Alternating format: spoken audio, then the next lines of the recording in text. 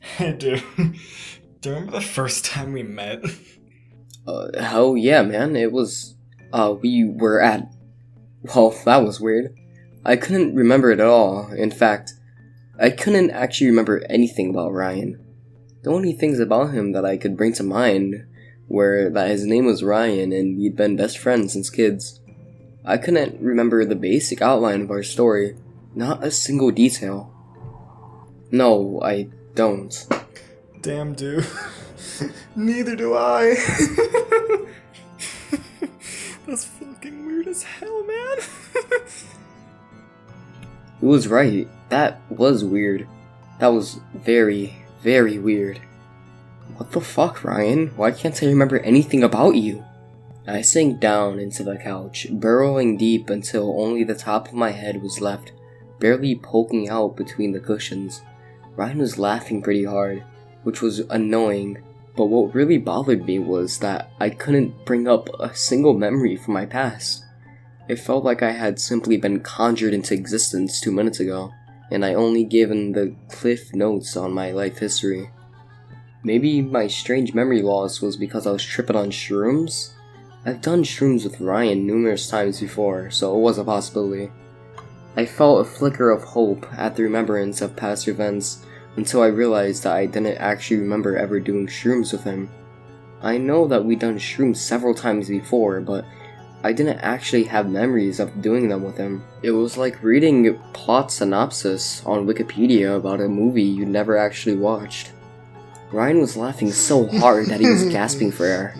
It was really pissing me off. Crazy, Didn't dude. he realize how I have fucking no serious fucking this was? clue. He probably did, and that's why he was laughing so hard.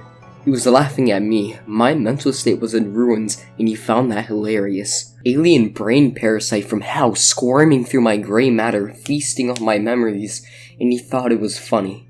That really pissed me off. God damn it, Ryan, shut your fucking mouth up before I rip your fucking throat out. Without even bothering to wait for a response, I leapt out of the couch and charged at him like a bull. I tackled him into the ground and plunged my thumbs into his eye sockets. I started slamming his head against the hardwood floor over and over again, feeling his skull crack and shatter as his brain fell onto the floor, which I promptly smashed into a puddle of goo and started shoveling into my mouth. Wait, no I didn't.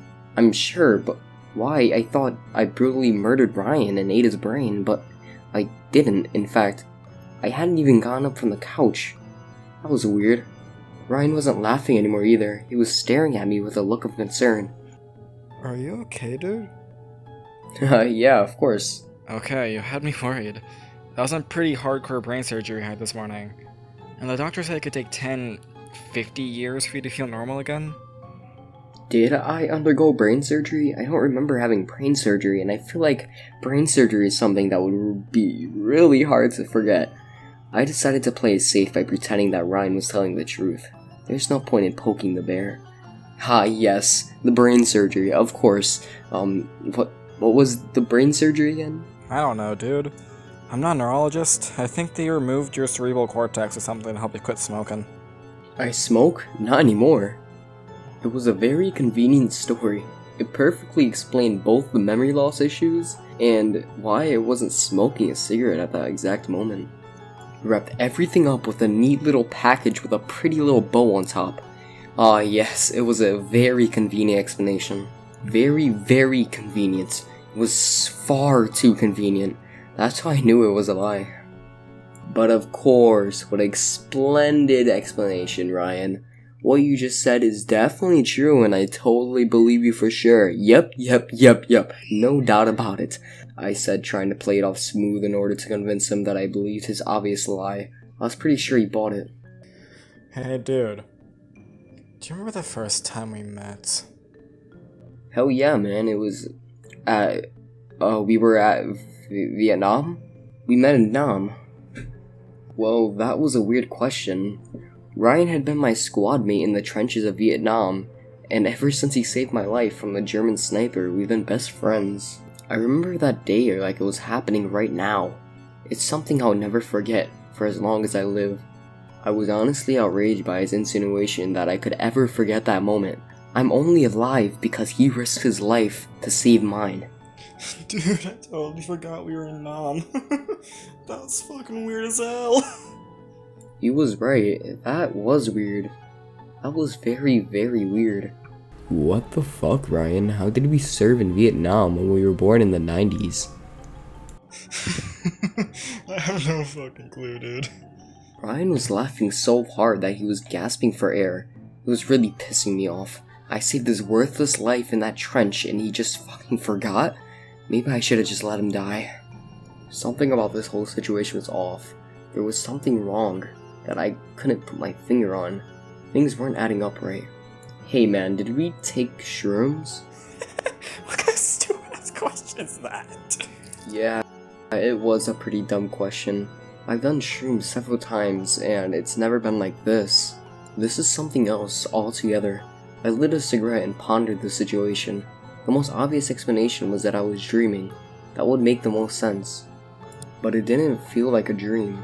I decided to test my hypothesis by pressing my lit cigarette against my wrist. The agonizing burn was proof that I wasn't dreaming. Pain that attends couldn't happen in a dream. It's possible that I was good old-fashioned crazy, but isn't questioning your own sanity proof that you were sane? A sane person would never realize that they're insane, so would never question it. I'm pretty sure I read that on Wikipedia, so then what? Hey man, what the hell is wrong with me? When I didn't receive a response, I realized that Ryan wasn't there. Well, that was weird. I know I had been deep in contemplation for a good while, but I still should have noticed him get up and leave. He was probably just taking a shit, but I wanted to check anyways. If only for peace of mind. I went to put out my cigarette when I realized that I wasn't even holding one. That's right, I don't smoke. My grandpa died of lung cancer when I was 9, and even though he wasn't a smoker, I swore to never touch a cigarette for as long as I lived. It's honestly kind of weird that I thought I was smoking. I never smoked and I never will. I tried to stand up when I realized I couldn't. Thick heavy chains were draped around my legs and chest, securing me to the couch. What the hell? I struggled against them but couldn't move, even a fraction of a millimeter. If anything, the chains were tightening up and threatening to cut off my breathing. I tried to scream for Ryan, but my jaw squeezed far too tight for me to even open my mouth. My only option was to go down, deeper into the couch. Not only was that a safer place to hide, but it gave me a greater range of movement. I burrowed deep into the gray folds of the couch, both to hide from whatever was hunting me, as well as to search for Ryan. The couch had to lead somewhere, and it seemed logical that it would eventually end up in the bathroom. If Ryan was taking a shit like I expected, he'd definitely be on the toilet. I've never known him to shit anywhere else. I squirmed my way down through the couch until I reached a long, twisting tunnel, about 6 feet wide and 20 feet high. The floors and the walls seemed to be made of the same gray material as the couch cushions, just wet and a little slippier. I walked for about a mile until I saw a blinking neon sign that read CC, which I assumed meant currently the crapper, over top a large door. I walked through it and found myself in my bathroom. Ryan was sitting on the toilet like I figured he was. It was finally time to get some answers. Yo, Ryan, what's up, man? Just taking fat demon shit. Nice. So, what the hell is going on? Something's clearly not right. Brain parasite. Eating away at your brain, dude. A brain parasite? How the hell would I get a brain parasite? Is that even a real thing? Seriously? Yep. They're doing surgery right now. Brain surgery. How did I get a brain parasite? Pork, dude. I told you not to vacation in Vietnam. Sure, everything's cheap as fuck, but they don't have the same quality insurance when it comes to handling of livestock. Look up on Wikipedia if you don't believe me. Seriously? All of this is because I ate some bad Vietnamese pork on vacation? What the hell? That kinda pisses me off. As I looked around trying to make sense of everything, it dawned on me that this couch seemed awfully familiar. The more I thought about it, the more I realized that the walls and floors looked like a brain. Likely my brain. So, is this my brain? Am I literally inside of my brain? Well, not literally. You're probably literally in a hospital bed or something. I mean, how could you literally go inside your own brain? That doesn't make any sense. Think about it. He was right, of course. If I was literally inside of my brain, that would mean that my brain was inside of my brain, like some sort of brainception. That would be ridiculous. Huh? So then what is the point of all of this? Am I psychosomatically trying to fix the problem or something? Like if I defeat the parasite in here, will that kill it in real life? Nah, dude, that's just dumb. You're probably in a coma and hallucinating or something. I mean, you do have a parasite inside your brain, so you're likely suffering brain damage after all. Or maybe a near-death experience? Hell, maybe you're already dead. And this is hell. Fuck do I know, I'm not a neurologist. He was probably telling the truth, although I couldn't remember anything about Ryan. He didn't seem like a doctor, he just wasn't really the doctorly type. I wasn't getting that vibe from him at all. So why are you here? I get why I'm here, seeing how this is my brain and all, but why do you keep showing up? Me? I'm eating your brain. It's kind of a thing. It's literally why I was born. It took me a few seconds to process what he was saying. Wait a minute. Are you the brain parasite? Did you seriously just figure that out? I thought you were Ryan. Why the hell would Ryan be inside your brain? My name is Teeny Lasolium, by the way. Then who the fuck is Ryan? No fucking clue, dude. Well, that was weird. Aside from Telium Solium being a pretty stupid name, it still didn't explain much. Why did I think he was Ryan? Actually, I still didn't even know who Ryan was, let alone remember the first time we met. So, are you like some kind of psychic brain parasite from hell or outer space or something? Nope, I'm just your standard psychophilid cestoid of the family Teenity. I was just an egg when you ate undercooked pork with my mom inside it. I hashed inside your intestines, then made my way to your cerebral cortex to start a family. Tanium Solium is a really stupid name, by the way. I didn't choose it.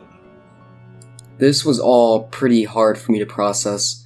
I have to admit, it didn't much matter because I woke up in the post-surgery hospital bed.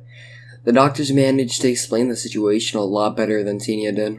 I had indeed gained a brain parasite, so they had to operate to remove the brain cyst and insert a shunt to drain the fluid buildup. Even years later, I can remember the hallucination vividly, even though I know it was all in my head. I can still visualize it, like it's actually happened. The doctors said that the hallucination was likely a result from the anesthesia. If I had suffered any brain damage, it was minor. Although I had to take pills for a good while just in case there were any stray parasites lingering inside of my brain. That's my biggest fear, that another one will end up inside of my brain, and I'll have to return to that nightmarish place. I obviously no longer eat pork, even if it is FDA approved. I was able to go back to a normal life pretty quickly thanks to the support of my mom, my girlfriend Amy, and Ryan. The real Ryan, not the parasitic hallucination. The memories from my recovery are a bit fuzzy, and I'm not sure why he manifested in my mind as a Ryan, or why he was so concerned about the first time we met. I'll admit, it took me a while to feel comfortable around him again. The image of him as Tenia was so strong in my mind that just being around him made me nervous. I told him all about what happened. We managed to work through it. It wasn't long before we were hanging out like we used to. Pizza, beer, and pro wrestling, just like the good old days. That's why it caught me off guard when we were hanging out at my apartment having a few old beers while watching Monday Night Raw. I had a nice buzz and I was feeling pretty good when he turned towards me with a huge smile stretched across his face. Hey dude, do you remember the first time we met? Hell yeah, man, it was, well, that was weird.